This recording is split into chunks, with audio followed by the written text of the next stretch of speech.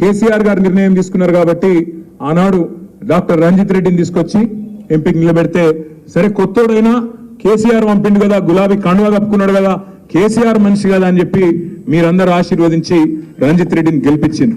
మరి ఈరోజు రంజిత్ రెడ్డి గారు చేసిన ద్రోహం బాధ ఎక్కడ అనిపిస్తుందంటే, ఎవడో బయటవాడు మోసం చేస్తే బాధ అనిపించదు. నీతోనే నీడలాగా తిరిగి, నీతోనే 24 గంటలు ఉండి, నీ పక్కనే కూర్చొని, నీతోనే అన్ని మాటలు చెప్పి, అన్ని మంచి మాటలు చెప్పి, కష్టకాలంలో ఉంటామని చెప్పి మాటిచ్చి అక్కడ కేసీఆర్ గారి కూతురు అరెస్ట్ అవుతుంటే ఇక్కడ నవ్వుకుంటూ తుమ్ముకుంటూ ఇద్దరు పోయి కండువా కప్పుకునే దృశ్యం ఏదైతే ఉన్నదో తప్పకుండా దానికి బదిలా తీసుకోవాల్సిన బాధ్యత మన మీద ఉన్నది అనే మాట నేను మీకు విజ్ఞప్తి చేస్తా ఉన్నా. రాజకీయాల్లో అధికారం ఎవరికి శాశ్వతం కాదు, అధికారంలో శాశ్వతంగా ఎవరు ఉండరు.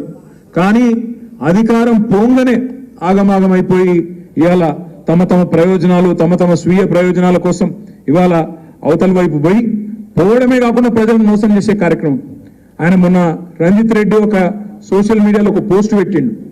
చందన్ వెల్లినట రంజిత్ రెడ్డి మొత్తం పరిశ్రమలు తెచ్చిండట, యాదయ్య గారి సహకారం లేదట, యాదయ్య గారిది ఏం లేదట, మా తమ్ముడు అవినాష్ రెడ్డిది ఏం లేదట, మొత్తం రంజిత్ రెడ్డి పట్టుకొచ్చి అక్కడ పరిశ్రమలన్నింటినీ పెట్టించిన అని చెప్పి సోషల్ మీడియాలో చెప్పుకుంటా ఉన్నాడు. ఇంతకంటే సిగ్గుచేటు ఇంకోటి ఉంటుందా? దయచేసి మీరు ఆలోచించాలని కోరుతా ఉన్నాం. ఇంకొక మాట కూడా నేను మీకు విజ్ఞప్తి చేస్తా ఉన్నా.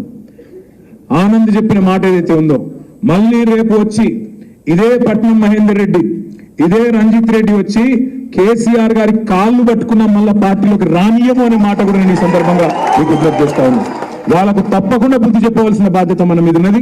వచ్చి కేసీఆర్ కాళ్ళు పట్టుకున్న మళ్ళీ అధికారంలోకి వచ్చినాక వాళ్ళని మాత్రం మళ్ళీ రానిచ్చే ప్రసక్తే లేదనే మాట కూడా నేను మీకు విజ్ఞప్తి చేస్తా ఉన్నా. ఇంకొక మాట కూడా నేను మీకు హామీ ఇస్తా ఉన్నా. ఇవాళ మా అన్న జ్ఞానేశ్వరన్న ఇవాళ పార్టీ కష్టకాలం ఉన్నప్పుడు ముందుకొచ్చి అన్నా నేనున్నా, మీరు అవకాశం ఇస్తే నేను నిలబడతాను ముందుకొచ్చిన ఒక ధీరోదత్తమైన నాయకుడు ఇవాళ మన జ్ఞానేశ్వరన్న. గతంలో మీ అందరికి కూడా తెలుసు, బలహీన వర్గాల ముద్దు బిడ్డ, బడుగు బలహీన వర్గాల ఆశాజ్యోతి అని చాలా మంది గురించి మనం స్పీచ్లు ఇస్తుంటాం. కానీ నిజంగా బడుగుల కోసం, నిజంగా బలహీన వర్గాల కోసం తన పూర్తి జీవితాన్ని త్యాగం చేసిన నాయకుడు, కష్టపడ్డ నాయకుడు కాసాని జ్ఞానేశ్వర్ గారు అనే మాట నేను మీ అందరికీ కూడా గుర్తు చేస్తా ఉన్నాను. ఎందుకంటే ఒక రంగారెడ్డి జిల్లా కాదు, రాష్ట్రం మొత్తం సుపరిచితుడు ఆయన.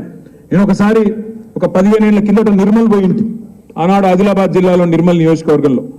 ఆ నిర్మల్ నియోజకవర్గంలో ఒక ఊర్లో ఒక జాయినింగ్ పోయిన 2008-9 ఆ ప్రాంతంలో పోయితే అక్కడ ఆనాడు ముదిరాజ్ మహాసభ యొక్క జెండా దిమ్మే, అక్కడ ఒక పూర్తి స్థాయి ఒక మొత్తం కమిటీ ఉండే.